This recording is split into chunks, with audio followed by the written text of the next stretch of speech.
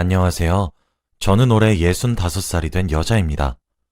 다들 제 나이 정도가 되면 이보다 더 늙은 나이에 어떻게 지낼까 하며 노후에 관한 고민을 되게 하잖아요. 저는 저 또한 그런 미래에 대한 생각으로 하루하루 살아갈 것이라고 생각했습니다.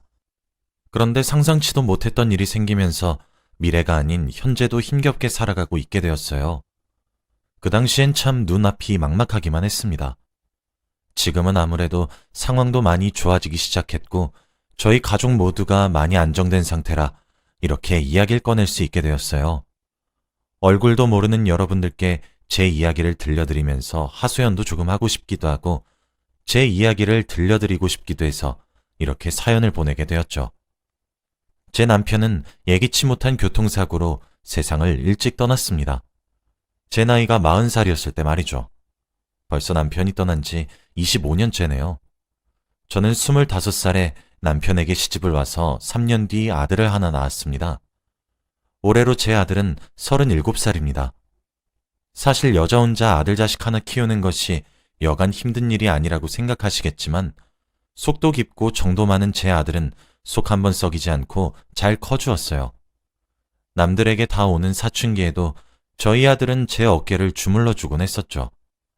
남편의 보험금을 쪼개고 쪼개며 생활했고 한 푼 두 푼 모으고 모아서 아들의 대학 등록금도 마련해 주었죠. 그런 제게 아들은 항상 고맙다고 말했어요. 그런 제 고생을 아들이 알아주었던 것인지 아들은 대학교에서도 우수한 성적으로 졸업했고 남들이 부러워할 만한 직장을 가지게 되었습니다. 그런데 결혼 적령기가 될 때까지 결혼 생각이 없더군요. 저는 홀어머니를 모시고 살고 있어 그런가 하며 걱정하기도 했습니다. 그러던 어느 날 아들이 며느리감이라고 제게 소개를 해주고 싶다는 여자가 있었습니다. 그렇게 우리 며느리를 만나게 되었어요. 며느리는 정말 참하고 정숙하게 생겼더라고요. 얼굴도 단정한 아름다움이 있었고 긴 생머리에 하늘하늘한 옷을 입고 있었는데 참 예뻐 보였습니다.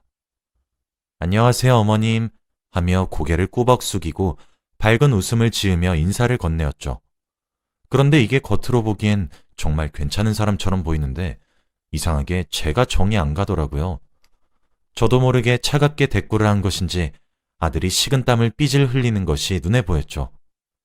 그 이후 아들은 제게 물어보더라고요. 자신의 여자친구가 마음에 들지 않는 것이냐고 말이죠. 그런데 이게 왠진 모르겠는데 정이 안 간다고 말하기도 좀 그렇더라고요. 그래서 저는 결혼이 꼭 하고 싶은 여자냐고 물었습니다. 그랬더니 아들이 그렇다고 대답을 하더군요.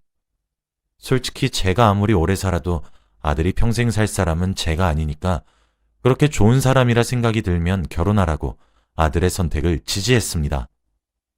그렇게 아들과 며느리는 결혼식을 하게 되었어요. 아들은 저를 모시고 살고 싶어 했죠. 혼자 남은 엄마가 걱정이 된다는 이유였던 것 같아요. 그런데 어떤 며느리가 신혼생활부터 하나뿐인 시어머니와 함께 살고 싶겠나요? 저도 그 마음을 모르는 것은 아니었기에 괜찮다 거절했습니다. 그렇게 둘이서 저는 알콩달콩 신혼의 재미를 느껴가며 생활을 하는 줄 알았어요. 그런데 이게 사람 촉은 무시 못한다고 제가 아무리 붙이려고 해도 정이 붙질 않았던 이유가 있더군요. 어느 날은 아들이 술에 잔뜩 취해 저희 집으로 찾아왔습니다. 저희 남편은 음주운전에 치여 세상을 달리했기 때문에 제가 술이란 것을 아주 끔찍하게도 싫어해요. 물론 제 아들도 그것을 정말 잘 알고 있죠. 그래서 제 앞에서 술을 먹지도 않았고 잘 하지도 못합니다. 그런데 얼마나 마신 것인지 가늠이 되지 않을 정도로 만취가 되어 집으로 왔더라고요. 무슨 일이냐 캐물어도 아들은 아무 일도 아니라고 웃으며 저를 끌어안고 엄마 엄마 하며 부르더군요. 이게 가슴이 왜 그렇게 철렁거렸던 것인지 그렇게 고꾸라진 아들을 제가 끙끙거리며 양말도 벗겨주고 옷도 갈아입혀주려고 했습니다. 아직도 그날의 충격에 심장이 벌렁거리네요. 아들의 옷가지들을 벗기고 편한 옷으로 갈아입히는데 군데군데 멍자국이 보였습니다. 멍의 크기나 색을 보아하니 예사롭지가 않더라고요. 아들은 코를 골며 널브러졌고 저는 그 틈을 타서 아들의 옷을 벗기며 몸을 확인했어요. 여러 사람에게 돌아가며 맞은 것 마냥 몸 곳곳에 피멍이 들어있더라고요. 어깨며 등이며 옆구리며 가릴 것 없이 말이죠.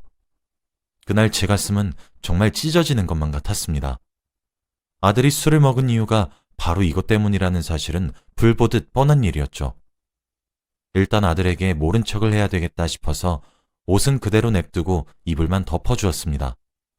다음날 아들이 벌떡 일어나 자신의 옷차림부터 확인하더군요. 아들은 엄마, 내 옷 안 갈아입혔네? 라고 웃으며 묻길래 이놈아, 엄마 나이가 얼만데 아들 자식 옷을 갈아입혀주니? 엄마 그러다 허리 나가면 네가 책임질래?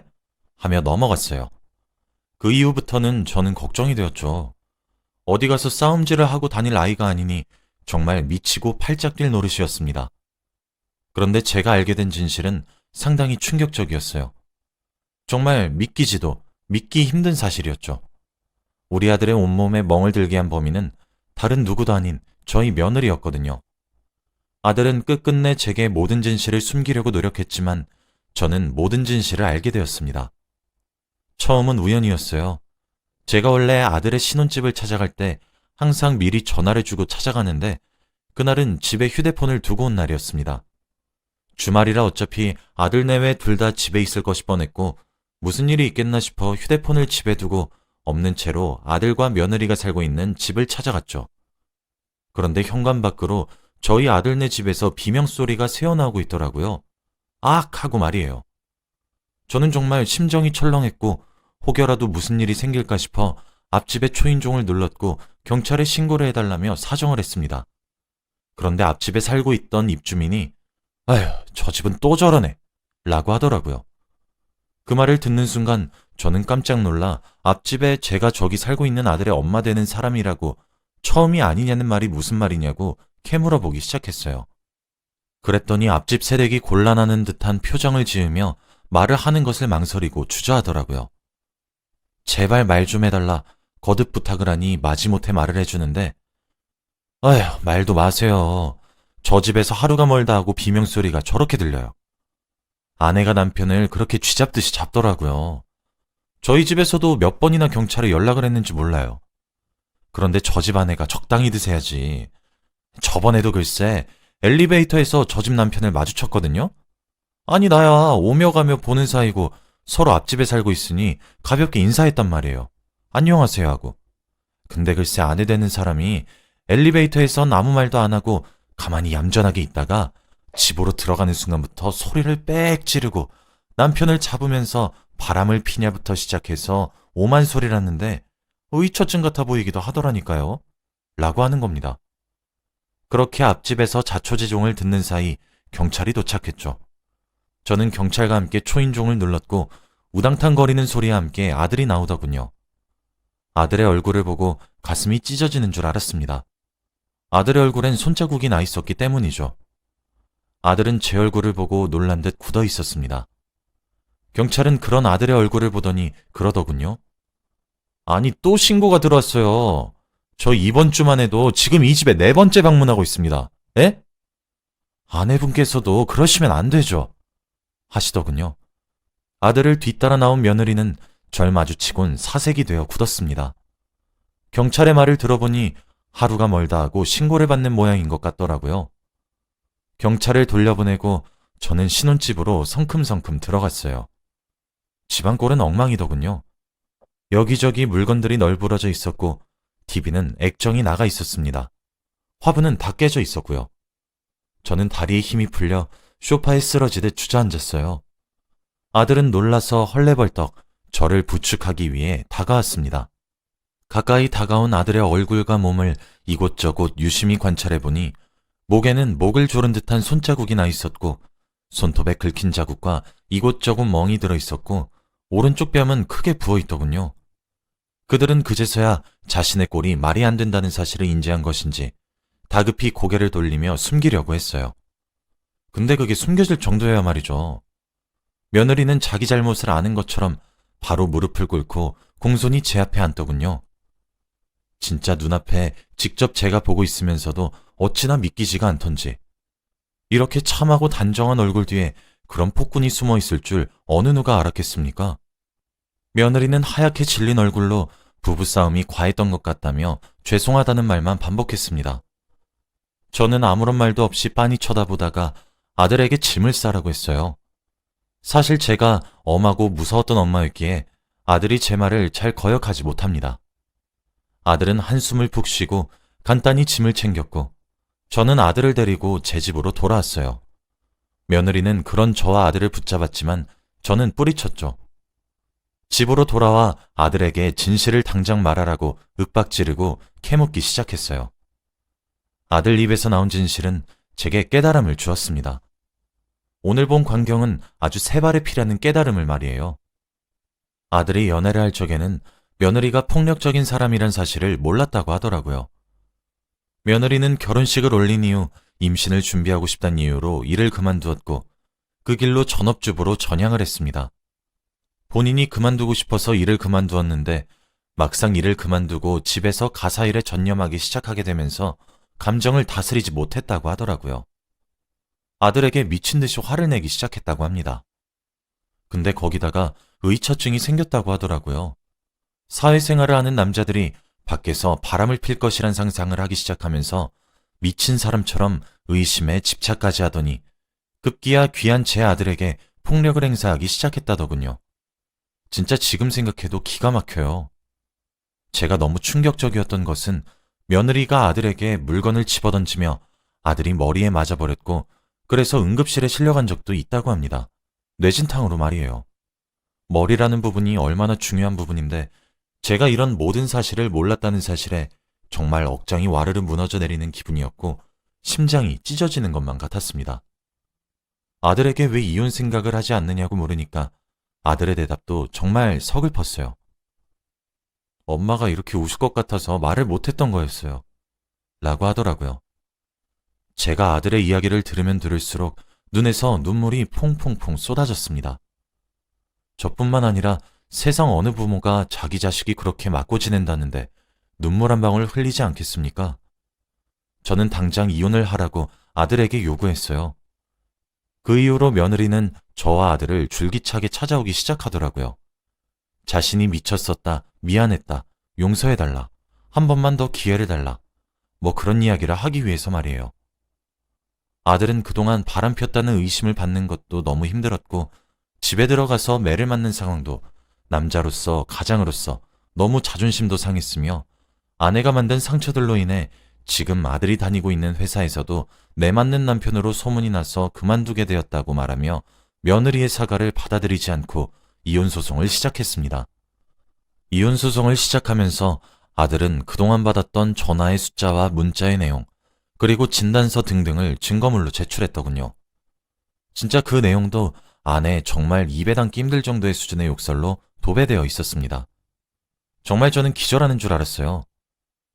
며느리는 그 이후 자신의 잘못을 뉘우쳤다며 제 아들에게 계속해서 소송을 취소하고 다시 한 번 더 잘 살아보는 것이 어떻겠냐고 제안해왔습니다. 당연히 제 아들은 받아주지 않았지만요. 그렇게 제 아들은 결혼한 지 1년도 채 되지 않아 파경을 맞았습니다. 당연히 진단서들과 연락 내용 모두 증거로 채택이 되었고 폭력의 수위가 높다는 점을 근거로 저희 아들이 소송에서 당당히 승소할 수 있었어요. 그리고 위자료도 신혼에 헤어지는 것 치고 이례적일 정도로 많은 돈을 요구할 수 있었습니다. 첫 결혼 생활이 실패로 돌아가고 회사에서 매맞는 남편으로 소문이 나기 시작하면서 퇴사까지 하게 되자 제 아들은 정말 폐인으로 전락하고 말았어요. 그 고통을 제가 다 가져갔으면 좋겠다고 생각하기도 했습니다. 아들은 모든 의욕을 잃은 것처럼 살다가도 다시 힘을 내서 면접을 보러 다니곤 했죠. 그러던 어느 날 아들은 다소 늦은 나이였음에도 불구하고 취직에 성공했습니다. 그렇게 점차 자존감을 되찾아가더군요. 그리고 그 회사에서 함께 근무했던 여직원과 교제를 하기 시작했어요. 아무래도 처음 했던 결혼의 실패가 아들에게 트라우마가 컸던 모양인지 도통 소개시켜주지 않더라고요. 그러던 어느 날 아들이 소개시켜줄 사람이 있다고 하며 한 여자를 데려왔어요. 지금의 제 며느리인 아이였죠. 아들의 여자친구라고 소개받은 그 사람은 처음 며느리로 만났었던 그 여자와는 생판 다른 느낌이었고 첫 만남부터 제가 호감이 가기 시작하더라고요. 예의 있게 행동하는 모습도 어여뻤습니다. 아들도 제 반응을 살펴보더니 안심이 되었던 것인지 빛의 속도로 결혼을 준비하더군요. 새로운 며느리는 일찍 어머니와 아버지를 여의었고 저를 부모처럼 모시고 살고 싶다고 말을 하며 셋이서 한 집에 살고 싶다 하더군요. 사실 처음엔 며느리 될 아이의 환경이 제법 탐탐하지 않았던 것이 사실이었지만 이상하게 정이 가는 듯한 마음에 결혼을 허락했어요. 그래서 지금은 저희 세 식구가 아주 오순도순하고 단란하게 잘 살고 있어요. 두 번째로 들여온 며느리는 아주 살갑게 말을 걸어주고 저에게 만점짜리의 좋은 며느리가 되고 있습니다. 만일 그 첫 번째 들였던 며느리의 사과를 받아주었다면 지금처럼 이런 완벽한 며느리를 놓쳤을지도 모른다는 것을 생각하면 눈앞이 다 아찔하고 깜깜해지는 것만 같아요. 지금 제 아들은 이혼의 아픔을 다시 딛고 일어나서 새로운 결혼 생활에 충실히 임하고 있습니다. 새롭게 다니고 있는 직장도 아들에게 잘 맞는 것인지 이전 직장보다 훨씬 낫다고 종종 얘기해 주네요. 어떻게 이야기를 하다 보니 이렇게 길어지게 되어버렸어요. 며칠 전 지금의 며느리가 제게 살금살금 다가와 말해주더라고요. 지금 아이를 가지게 되었다고 말이죠. 정말 경사 중의 경사라고 생각이 들었습니다. 심지어 새로 태어날 손주의 태몽은 또 제가 꿨더라고요. 아주 커다랗고 동그랗게 생긴 복숭아가 품에 포옥하고 안기는 듯한 꿈을 꿨는데 그게 바로 태몽이었던 것이죠. 처음엔 저희 아들에게 이런 일이 생겨서 아이 아빠가 없어서 우습게 보이나 하고 걱정도 되었고 괜시리 하늘로 먼저 가버린 남편이 원망스럽기도 했습니다. 하지만 그건 환경의 차이가 아닌 사람의 인성 차이란 사실을 알게 되었고 지금은 현재의 며느리에게 감사하기만 할 뿐이에요. 어쩌다 보니 제 이야기를 이렇게 주저리 길게 하게 되었네요. 저는 이번 일을 겪으면서 관상이란 것이 정말 존재한다는 생각이 들었습니다. 처음엔 미신이라고 생각했었는데 제 촉이 정말 남다른 것 같다는 생각도 들었고요. 이제 저희 세 가족에겐 행복할 일만 남은 것만 같고 실제로 그렇기를 간절히 바라봅니다. 제 긴 이야기는 여기까지예요. 제 이야기를 들어주셔서 정말 너무 감사합니다. 여러분들 모두 건강 조심하시고 행복하시길 바라며 이만 글을 줄이겠습니다. 감사합니다.